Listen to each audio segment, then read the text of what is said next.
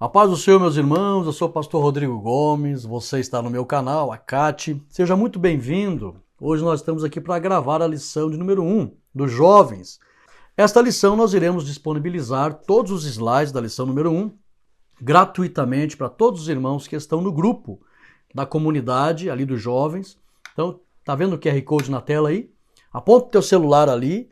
Quando você apontar o celular, né, abre a câmera do teu celular, né? Vai lá na câmera lá, né? Uma imagem de uma fotinha ali. Abre a câmera e aponta assim pro QR Code e vai apontar, vai bem no meio da câmera, vai surgir ali um link. Clica no link e você vai ser direcionado lá para a comunidade para receber, baixar esses slides, que já hoje estará, né, no grupo para os irmãos baixar gratuitamente. Lembrando que você pode assinar o plano trimestral, o plano anual, um valor bem pequeno, é coisa de R$2, R$3 por semana, então um valor muito irrisório, para você receber essa riqueza de conteúdo, dar uma aula com excelência. Nós temos aqui a lição de número 1, cada parte da lição, nós iremos tratar aqui de uma doutrina maravilhosa, irmãos. Maravilhosa mesmo, esse trimestre maravilhoso. São lições preciosas. A lição de número 1 mesmo, a Bíblia, fonte de doutrina. Estudar sobre a palavra de Deus é algo maravilhoso. Vamos orar para que Deus abençoe nosso estudo. Santo Deus, eterno Pai, em nome de Jesus Cristo, te louvamos, Senhor, por mais um início de trimestre, juntamente com os jovens, juntamente com os teus filhos. Abençoe cada professor, cada aluno, para que nós possamos receber todas as riquezas contidas na tua palavra. Pedimos a tua bênção e que em tudo o teu nome seja glorificado. Para a honra e glória do teu nome, te agradecemos em nome de Jesus. Amém e amém. Então nós vamos aprender nesse trimestre, irmãos, o fundamento dos apóstolos e dos profetas. A doutrina bíblica como base para uma caminhada cristã vitoriosa, né? Edificado sobre o fundamento dos apóstolos e dos profetas, os ensinos da palavra de Deus. O fundamento é Cristo, é a palavra, o verbo vivo. Então vamos lá. A Bíblia como fonte de doutrina, texto principal, toda a escritura divinamente inspirada é proveitosa. Então a Bíblia, irmãos, até quero mandar um abraço para os irmãos lá dos Estados Unidos e ali de Boston, eles conversando comigo, os irmãos, permitindo Deus, nós queremos visitar os irmãos lá esse ano. E ele disse que teve um pregador, uma vez lá na igreja deles, que disse que a Bíblia não é a palavra de Deus. Ela apenas contém. Se você ouvir essa frase, irmãos, reprove. Isso não vem de Deus. A Bíblia é a palavra de Deus, sim. Todas as letras que tem ali é a palavra de Deus. Se a pessoa perder essa fé, ela está com um problema espiritual. Conforme 2 Timóteo 3,16, ok? Resumo da lição, a Bíblia é a única fonte genuína de doutrina para o cristão. Então, você pode ler bons livros, pode fazer boas pesquisas, mas nada substitui a Bíblia. E nada tem maior autoridade que a Bíblia, tá? Nada. Vamos lá? Nós temos aqui objetivos: apresentar a origem da Bíblia, explicar a inspiração das Escrituras e destacar a Bíblia como fonte de doutrina. A Bíblia. Oh, glória! Livro mais maravilhoso, né, irmãos? A leitura bíblica está em 2 Timóteo 3, 14 ao 17 e é o livro mais vendido no mundo. No mundo. Maior best-seller do mundo. Chama-se Bíblia Sagrada. Por quê? Porque é uma obra do Espírito Santo, é o único livro no mundo que o autor está sempre presente.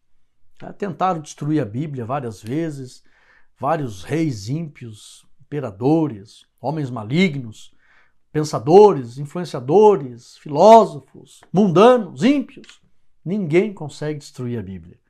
Ninguém. Passarão os céus e a terra, mas a palavra do Senhor não passa. Além de se cumprir, não será destruída. Neste trimestre estudaremos a respeito do valor da doutrina da palavra de Deus. Este é um tema de fundamental importância para o cristão, individualmente e para a igreja. Quanto ao foco da primeira lição, abordaremos a Bíblia como fonte segura da doutrina ou de ensinos. Certamente você concorda que a Bíblia é indispensável para uma vida cristã frutífera, saudável. Mas você sabe qual é a sua origem e natureza? Nesta primeira lição, vamos responder essas questões discorrendo a respeito da origem da Bíblia, a sua inspiração divina e a sua elevada e inestimável importância. Vamos lá? Deus deseja ser conhecido pelos seres humanos. Deus fala conosco de diferentes maneiras, mas a sua palavra é a sua revelação plena para nós. Então, olha só, anote aí. Ele falou do céu diretamente e audivelmente, Lucas 3, 21 e 22. Ele escreveu em tábuas de pedra, Êxodo 31, 18. Ele se tornou carne, João 1 e 14, para você ver como Deus fala conosco, se relaciona conosco. Ele deu vívidos sonhos e visões, Gênesis 28, 12, Mateus 1 e 20, também Mateus 2, 19 e 29. Ele utilizou paredes de palácios, conforme Daniel 5 e 5. Ele fez animais falarem, Números 22, 28. Ele expressou a verdade dos profetas, Ezequiel 51 e 1, Amós 2 e 1, Ageu 1 e 7, Zacarias 8 e 3. Ele utilizou os anjos, usou os anjos para falar conosco, Lucas 1, 11 e 28, 11, e também versículo 28, Atos 10, 3 e 4. Por quê? Porque Deus se relaciona com o homem. Agora, de todas as formas que Deus usou e usa para falar com o ser humano, hoje, principalmente hoje, no Antigo Testamento já era, mas principalmente hoje, ainda continua sendo a melhor forma a palavra de Deus. Eu costumo dizer que Deus tem três principais maneiras de falar com o ser humano. Primeiro, pela criação. As obras da criação revelam o Criador. Segundo, de forma pessoal, ele pode aparecer para qualquer um. E terceiro, pela escrita, que particularmente é a melhor maneira de Deus se revelar ao homem. Por quê? Porque a criação está aí, mas não revela detalhes. Deus pode aparecer, mas não aparece para todo mundo todo dia. Agora, a Bíblia, irmãos, revela tudo de Deus, do que ele quis revelar, né? Lógico, tudo, essa palavra tudo é muito ampla, né? Mas do que Deus quis revelar, tá tudo ali em detalhes, em maneira de Deus pensar, do que ele quis revelar. Maneira de Deus pensar, maneira de Deus agir, os desejos de Deus, a vontade de Deus, os desígnios de Deus, os projetos de Deus, os planos de Deus, as alianças de Deus, a forma como ele se relaciona, está tudo ali, detalhado. Então a Bíblia é a melhor forma para conhecer a Deus. Vamos lá? Origem da Bíblia. O termo, né? As Escrituras Sagradas são uma confirmação de que Deus deseja ser conhecido pelos seres humanos. É uma confirmação, é a prova. Por isso a revelação de si mesmo foi preservada de forma escrita. Foi preservada em um livro chamado Bíblia Sagrada. Qual o significado da palavra Bíblia? Como se deu o desenvolvimento dentro da história? O vocábulo Bíblia tem origem na expressão grega biblos, tá? Conforme Mateus 1 e 1, que significa um livro. Ou ainda da forma diminutiva, biblion, conforme Lucas 4, 17, que significa pequeno livro. O termo Bíblia relaciona-se com biblos, de onde vem o nome dado à parte interna do papiro, material usado na antiguidade para escrever os livros. A Bíblia é também chamada de, anote aí, Escritura, Marcos 12, 10, também 15 e 28, Santas Escrituras, Romanos 1 e 2, Sagradas Letras, 2 Timóteo 3 e 15. Mas anote uma informação extra aí para você se edificar mais ainda. A palavra Bíblia, nós sabemos, ela vem do grego biblo, e alguns usam biblos, né? Mas de onde é que vem a palavra biblo? Biblo é a expressão grega para gubla. Anote aí, G-U-B-L-A, gubla. O que é isso? Irmãos, Gubla, pesquise na internet. Era uma cidade litorânea do mar Mediterrâneo, ali no Oriente Médio mesmo. Ainda está lá até hoje, só que não se chama Gubla, né? Não lembro o nome dela agora. Até tem, está anotado aqui. Mas é um conteúdo extra para você aprender aí. Como os gregos da Europa compravam muito papiro lá de Gubla, a expressão grega para Gubla é biblo. Então, quando chegava um carregamento de papiro lá na Grécia, Os gregos diziam, de onde vêm esses papiros? Vem de Biblo, que era a cidade Gubla. Que Gubla era perto do Egito, né? Desce o Mediterrâneo, desce ali do Mediterrâneo, do Oriente Médio, desce lá ao sul, já está a divisa com o Egito. Então eles compravam muito papiro do Egito. O Egito então vendia para Gubla, Gubla vendia para a Grécia.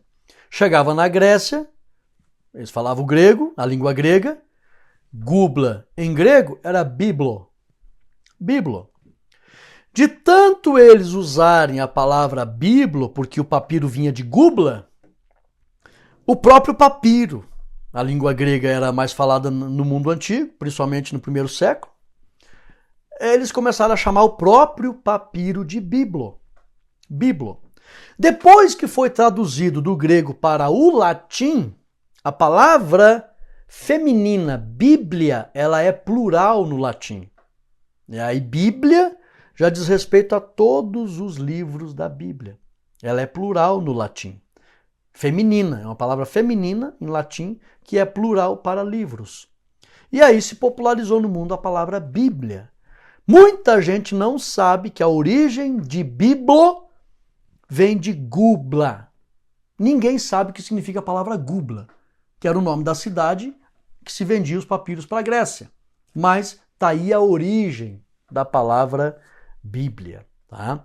Eu ensino isso com profundidade no curso de Teologia Básica, se você desejar fazer, entre em contato conosco. Origem da Bíblia. Agora, ela como livro, tá? E eu louvo a Deus pelos cristãos, irmãos. Porque esse formato que nós temos aqui, ó, de livro, tá? Tem gente que acha que isso aqui é cenário. Não, é livro mesmo. Eu tenho poucos livros hoje, irmãos. Eu tinha quase 1000 volumes. Primeira vez que eu fui para Israel, eu vendi muito para precisava de dinheiro.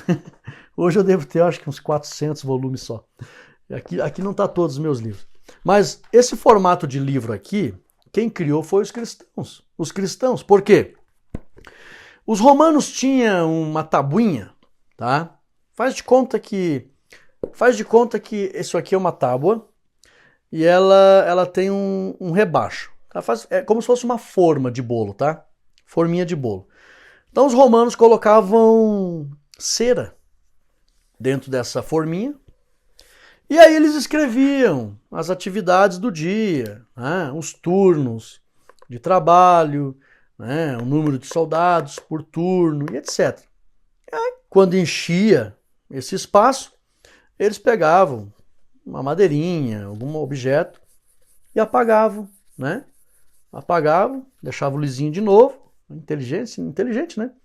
E escreviam de novo. Era uma forminha com cera, né? Cera de vela mesmo. Escreviam. O que os cristãos fizeram? Os cristãos pegaram 2 dessas plaquinhas, se você for estudar sobre o Códex, eles pegaram 2 dessas plaquinhas e amarraram com couro. Eles usavam, os cristãos que fizeram isso. Mas o que acontece? Eles fizeram isso com o Códex, que eram as plaquinhas. Peraí, mas dá para fazer isso com pergaminho. Os cristãos tiveram essa ideia.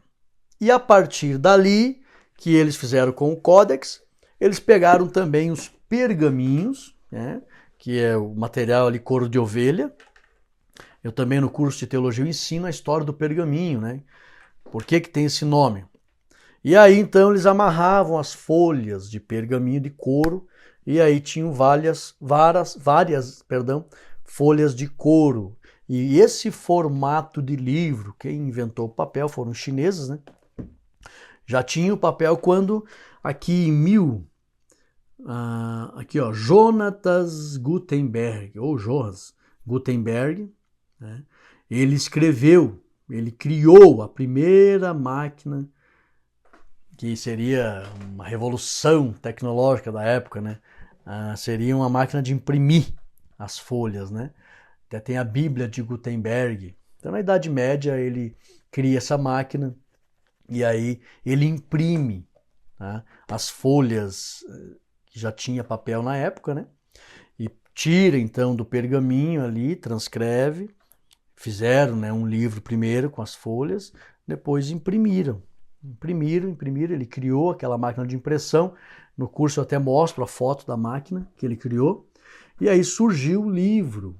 Tá? E aí, o primeiro livro impresso do mundo foi a Bíblia. Algo maravilhoso. Então eles imprimiram ali os livros, que hoje nós temos o conhecimento, 66 livros. Claro que eles imprimiram alguns a mais, né? São 7 livros a mais que tem na Bíblia Católica, foram impressos também. Mas a origem da Bíblia como livro, ela surge na Idade Média com Johannes Gutenberg. Johannes Gutenberg. Vamos lá então? O centro da sua mensagem não é o homem. A origem, fala que é a origem literária da Bíblia. O centro da sua mensagem não é o homem, mas é Deus. Guarde isso. Tá? A origem da Bíblia ainda, a Bíblia é um livro sagrado e a expressão dada a isso é cânon sagrado. Tá? Eu também ensino no curso sobre cânon. Não é cano de PVC, tá? É cânon.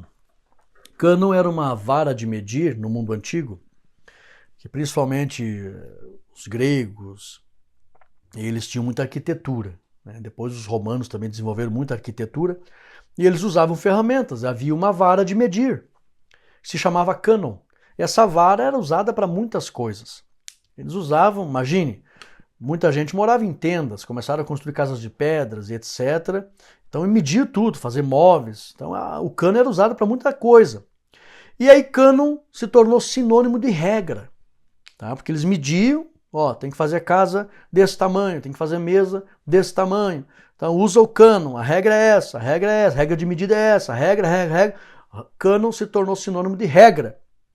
E quando os cristãos começaram a falar que a palavra de Deus era para eles a principal regra de vida e prática, eles começaram também a chamar a palavra de Deus de cânon, que era a palavra que ilustrava uma regra, tá? Que era uma vara de medir. Ela era usada, essa palavra, no secular, né? E os cristãos adotaram essa palavra e começaram a chamar a Bíblia como regra de fé, cânon sagrado, ok? Vamos lá, a origem da Bíblia ainda, tópico 3. Quanto ao Novo Testamento, a autoridade dos seus livros se confirmou pelos seguintes critérios. Deveriam ter sido escritos por um dos apóstolos ou por alguém bem próximo aos apóstolos. E deveriam ser conhecidos e reconhecidos na igreja.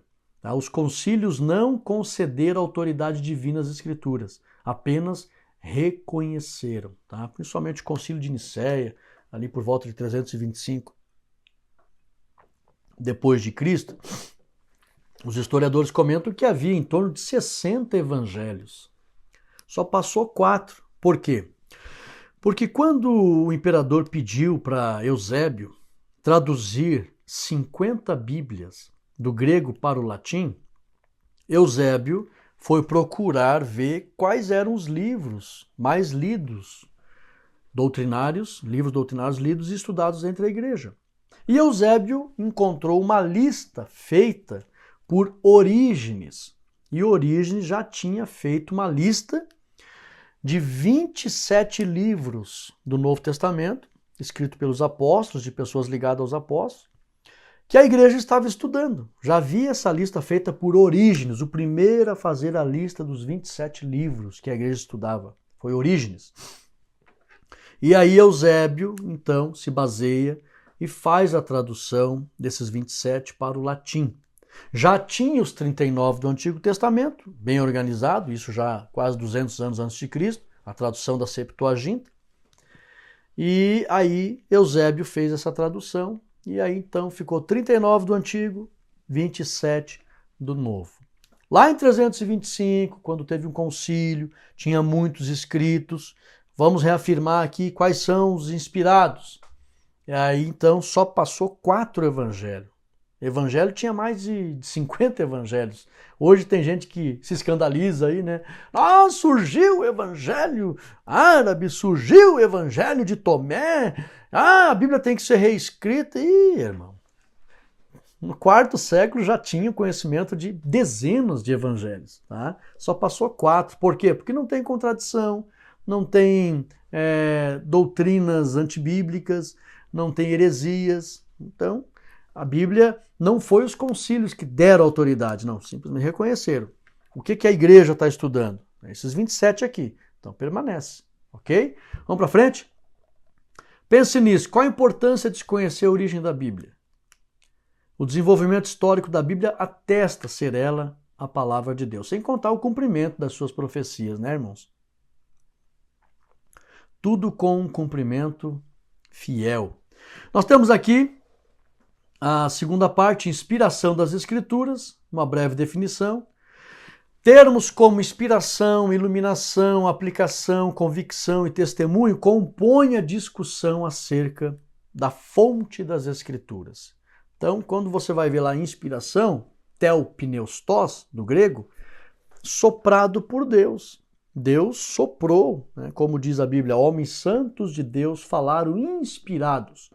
Receberam o sopro de Deus pelo Espírito Santo de Deus. Então, a inspiração da Bíblia, ela vem de Deus e ela não é uma obra humana. Não é. Imagine, o único livro no mundo, né, quem se tornar assinante dos nossos slides recebe ali o meu livro gratuitamente. Eu explico isso com detalhes. Imagina, 40 homens que nasceram em épocas diferentes, posição social diferente. Uns eram agricultores, outros eram reis, cultura diferente, sem nunca terem conversado um com o outro, a maioria, até mesmo nem se viram, escreveram sobre o mesmo Deus sem em nada se contradizer. Isso não pode ser obra humana. Não existe um livro no mundo escrito dessa forma. Pessoas de diferentes épocas, diferentes lugares, diferente condição financeira, social, escrever sobre o mesmo tema sem ter contradição. Me apresente um livro no mundo escrito dessa forma. Não tem. Só a Bíblia. 40 homens, num espaço de tempo de 1.600 anos, sem se conhecerem, posições sociais diferentes, escreveram sobre o mesmo Deus, a mesma doutrina, sem ter contradição. Definitivamente isso não é uma obra humana. Por isso que, supervisionada pelo Espírito Santo, 2 Timóteo 3,16, né? Digna de toda aceitação, 1 Timóteo 1,15. Vamos lá? A revelação especial da Bíblia. Deus inicialmente se revelou ao homem por meio de sua criação. Né? Salmo 19, 1 ao 6, Romanos 1, 18 ao 20. Se revelou pela Bíblia, né, por intermédio de Jesus Cristo, a quem constituiu o herdeiro de tudo, se revelou pessoalmente, que é a maior revelação, né, a vinda do Verbo vivo. Hebreus 1, 1 ao 3, que esta é a revelação especial. Tanto no Antigo Testamento como no Novo Testamento, Deus se comunicou oralmente com o ser humano. Isso já visto lá em Gênesis 1, 28 ao 30. E depois incumbiu pessoas a fazer o registro da sua palavra, conforme Êxodo 17 e 14. E não podia ser diferente, irmãos. Enquanto estavam ali com pouco mais de 70 pessoas no Egito, quando Jacó se mudou para o Egito, que José estava lá, era fácil a comunicação oral, né, a tradição oral, guardar as histórias de Deus contadas, de Noé para Sete, de Adão para Sete, de Sete para 100, de 100 para Noé, e aí, fugiu a ordem aqui, de Adão para Sete, de Sete para Enoque, de Enoque para Noé, de Noé para 100, de 100 para Abraão, e de Abraão para Isaac, Jacó, é fácil, poucas pessoas, sabe? Aquela história do telefone sem fio, com poucas pessoas, às vezes a conversa já chega toda diferente lá, né? Então, quando eles estavam ali 70 pessoas, guardando as histórias de Deus, não estava tão difícil. Mas se passou 400 anos, de 70 pessoas foram, segundo os historiadores, para mais de 2 milhões de pessoas. E aí não tem como, irmãos. Aí dá muita confusão. E aí tem que registrar a vontade de Deus para não dar confusão, para ter clareza e não se perder. E aí Deus pega Moisés, registra aí, começaram 1445 a.C., Moisés começou a registrar a vontade de Deus. Por quê? Porque tinha muita gente. Então não tinha mais como manter só a comunicação oral. Por isso que surgiu ela escrita, primeiramente em pedra. E a ideia no mundo antigo de se escrever em pedra é que não deveria esquecer. Não esqueça, está escrito em pedra. No mundo antigo, se escrevesse em areia, podia esquecer, não era tão importante. o vento pega, leva. Por isso que Jesus, né, escreveu na areia. Alguns acreditam que pode ter escrevido os pecados daquela mulher que haviam sido perdoados e era para ser esquecido. Mas escrever na pedra no mundo antigo significava isso não pode ser esquecido. Por isso que a palavra o próprio Deus colocou na pedra. Inspiração das Escrituras, nós temos aqui a sua unidade, sua mensagem sem igual, cumprimento de profecias e o seu testemunho. Isso aqui prova a inspiração das Escrituras. Anote aí, sua unidade, mensagem sem igual, cumprimento de profecias e testemunho. Nós temos ainda, pense, né? Por que a Bíblia é um livro divino? A Bíblia é um livro divino, pois o Espírito Santo é a sua fonte. 3. Fonte da doutrina, definição do termo. Vamos entender aqui o termo doutrina, irmãos.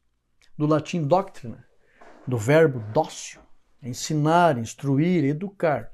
Conjunto de princípios que formam a base de um sistema religioso. Tá? Sistema sagrado, tá? Já em uma análise mais específica, a referida obra dá a seguinte explicação. A doutrina cristã acha-se baseada na Bíblia Sagrada. Nossa única regra de fé e prática. Ela pode vir expressa em forma de credos, declarações de fé ou dogmas. Ou seja, não é pecado você pegar e criar uma organização para executar a doutrina. Por exemplo, vamos fazer todos os domingos pela manhã um estudo da Bíblia, chamado Escola Bíblica Dominical. Isso é um costume da igreja, é um dogma da igreja. Mas isso é bom. A Bíblia diz que existem bons costumes baseado na palavra de Deus, tendo a Bíblia como base. É errado se reunir para estudar? Não. Então Deus aprova. Então existe essa questão de doutrina, existe a doutrina bíblica e existe a forma como a igreja organiza a execução dessa doutrina, que se torna também uma doutrina da igreja, que não é pecado. Se for para cooperar com os interesses de Deus, não tem nada de pecado nisso. Colocar um culto de ensino, colocar uma reunião dos jovens, de departamento, são doutrinas da igreja, mas coopera com a vontade de Deus. Portanto, doutrinar é ensinar com base em um conjunto de crença, pertencente a uma pessoa individualmente, mas principalmente a um determinado grupo religioso. Geralmente a palavra doutrina está relacionada ao meio religioso, tá? Nós temos aqui a importância da doutrina bíblica, tópico 2. A sua estima se confirma de muitas formas, principalmente se considerada a sua missão de apontar o caminho a ser seguido pela igreja. Isto é, para onde ela deve ir, mas também de protegê-la dos ataques externos, e nesse caso, advertindo-a sobre o que não fazer, como método de manutenção da sua saúde espiritual. Então, por isso que a doutrina bíblica é importante. Eu gosto muito daquela pequena Bíblia, né, que fala no início, Bíbliazinha dos Gideões lá.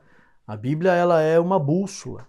É o cajado do peregrino, é o mapa do viajante, porque ela aponta o caminho. A Bíblia mostra, nos ensina.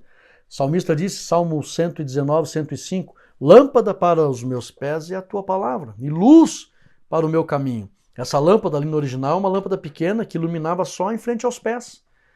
Isso significa o quê? A cada passo eu preciso da orientação da palavra de Deus. Então por isso que ela é muito importante.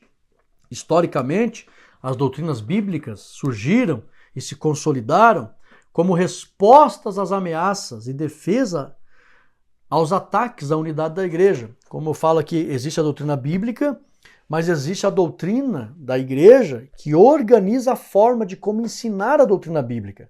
De que forma? Por exemplo, você não encontra na Bíblia a palavra trindade, mas a igreja organizou a doutrina da Santíssima Trindade para defender os ataques de pessoas que não acreditam que Jesus é Deus, que o Espírito Santo é Deus. O meu livro explica isso com clareza.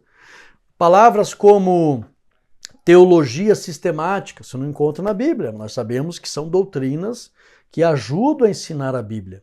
Tá? Então, existe uma série de doutrinas, tá? A martiologia, a soteriologia, a pneumatologia, Você não encontra essas palavras na Bíblia, apesar que a Martia encontra, Soter encontra, mas a definição como doutrina, martiologia, soteriologia, não tem. Pneumatologia, não tem na Bíblia. Você encontra ali os termos, né?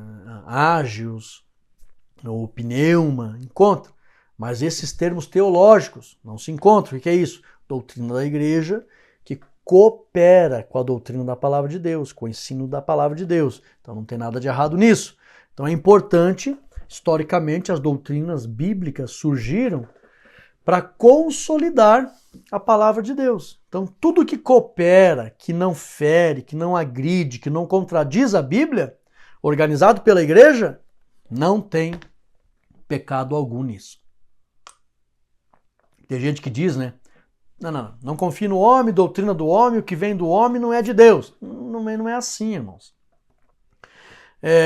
Não tinha, né? Veja que o Senhor Jesus nunca deixou para a igreja, olha, estabeleçam diáconos, estabeleça um departamento de angariar fundos para enviar missionários. Não tinha nada disso. A igreja primitiva organizou. Escolham 7 varões aí, cheios do Espírito Santo, os diáconos, separe Saulo e Barnabé, e foi criando. Vamos fazer aqui uma infraestrutura para atender as viúvas, que hoje nós colocamos no departamento de assistência social. Então a igreja foi criando e foi intitulando, né, presbíteros. O próprio Senhor Jesus não colocou, você vai ser um presbítero e tal, não. Eles instituíram, o Espírito Santo instituiu, a igreja organizou. Então nós não podemos esquecer que o Espírito Santo é o mentor. Nós temos o testemunho da história, ele usa a igreja para criar uma série de organização doutrinária para cooperar com a Bíblia. Então quando você fala assim, não, isso é a doutrina da igreja, não vou obedecer porque é da igreja, não é da Bíblia. Tome cuidado. Muita doutrina que a igreja criou, cooperando com a Bíblia, tem a aprovação do Espírito Santo. Tome muito cuidado. Vamos lá?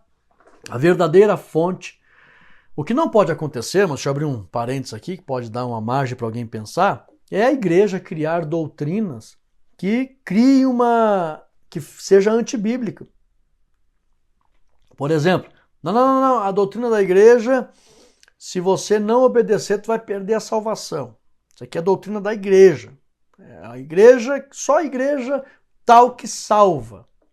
Você tem que cumprir isso aqui dessa igreja, que é a doutrina de Deus. Se você não fizer, tu vai perder a salvação. Não, daí é antibíblico. Ninguém vai ser salvo por uma doutrina que a igreja vai criar. Não. Aí já fere completamente o ensinamento. A salvação é pela fé em Cristo Jesus. Quem salva é Jesus. Não é uma doutrina, um dogma da igreja.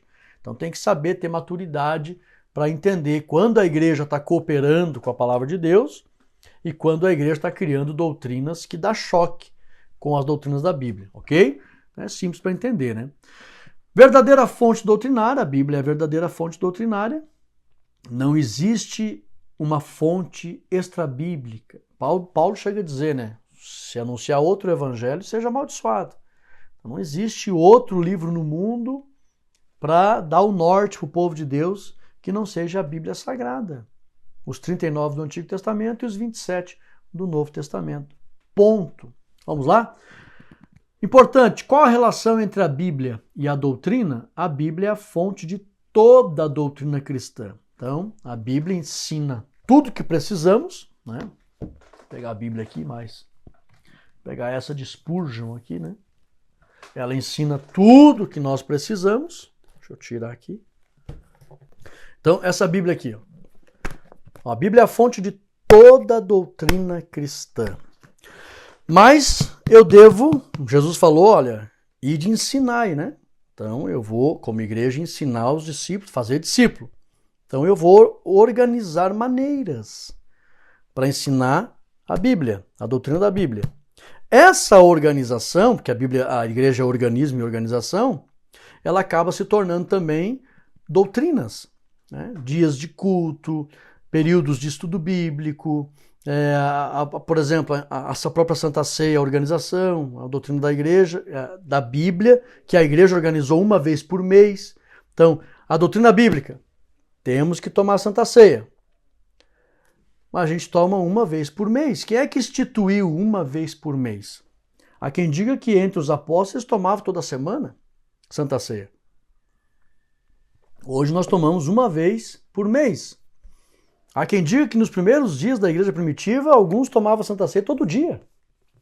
Mas hoje é uma vez por mês. Então tem a doutrina bíblica e a doutrina da igreja de tomar uma vez por mês. É errado isso? Não. Por quê? Concorda com a Bíblia. O importante é participar da Santa Ceia. Então, anote aí, a Bíblia é a fonte de toda a doutrina cristã. Quando a doutrina da igreja coopera com a Bíblia, não tem problema nenhum. Agora, quando dá choque, por isso você tem que conhecer a Bíblia. Senão tu vai para um ministério aí, que cria uns dogmas aí, e não, salvação é só aqui, salvação é só desse jeito, do jeito da nossa igreja, tu não conhece a Bíblia, aí vai que nem a Bíblia diz, né? Guias cegos, um cego guiando o outro. Tem que conhecer a Bíblia, irmãos, para ver se a forma que a igreja está organizando a execução da Bíblia, com as doutrinas da igreja, coopera sem contradição, ok? E a nossa conclusão, nesta lição, reafirmamos o lugar da Bíblia como fonte genuína da doutrina cristã. Tome muito cuidado, os jovens vão fazer um monte de pergunta, tem uma série de livros por aí, não, a Bíblia contém, não é a palavra de Deus, então o professor tem que ter, por isso eu aconselho, baixe os slides e tenha segurança. Esses slides aqui vai ser colocado gratuitamente lá no grupo, você pode baixar. Vimos que ela é inspirada a palavra de Deus, cujo desenvolvimento histórico e estrutural comprova que, não obstante tenha sido escrita por homens falíveis, Deus é a sua fonte, o que faz dela o livro dos livros, pois é um instrumento infalível e inerrante de comunicação da mensagem de Deus aos seres humanos. Alguém pode dizer, mas o homem é falível, é pecador e tal, como é que isso aí vai ser palavra de Deus 100%? É a palavra de Deus, porque o que eles escreveram com as suas faculdades humanas foi inspirado pelo Espírito Santo de Deus. O próprio Espírito Santo, vem cá, meu filho, você é desse jeito mesmo que você é aí, simples, escreva aí, sem problema nenhum. E eles escreveram. Às vezes você vai ver alguma coisinha que parece que dá uma certa contradição, não tem nada de contradição na Bíblia. É a fragilidade humana e Deus, com a sua poderosa sabedoria, usou homens frágeis para registrar o que o Espírito Santo queria que fosse registrado. Vamos fazer uma oração para que Deus nos dê sabedoria para ensinar um assunto tão claro, né, tão simples para entender, para que os alunos recebam aí essa verdade maravilhosa. A Bíblia é a verdadeira e inspirada palavra de Deus, única fonte de regra e fé para os cristãos. Santo Deus, eterno Pai. Te damos graças, Senhor, pela tua palavra tão maravilhosa que o Senhor concedeu à humanidade, essa maneira maravilhosa de conhecer a Ti. Abençoa, Senhor Jesus. Levante mais ensinadores, cheios do Teu Espírito, com iluminação correta do Teu Espírito, para que possamos fazer discípulos e edificar a igreja. Abençoe os professores, abençoe cada aluno da Escola Bíblica Dominical, da classe dos jovens. Faz esse trabalho crescer no Brasil e no mundo. Para a honra e glória do Teu nome, nós Te louvamos e Te agradecemos em nome de Jesus. Amém e amém. Meus irmãos, tome posse desta bênção. Que Deus abençoe. Clica no QR Code ali, aponta a câmera ali, você pode adquirir os nossos materiais, ser colocado lá no grupo.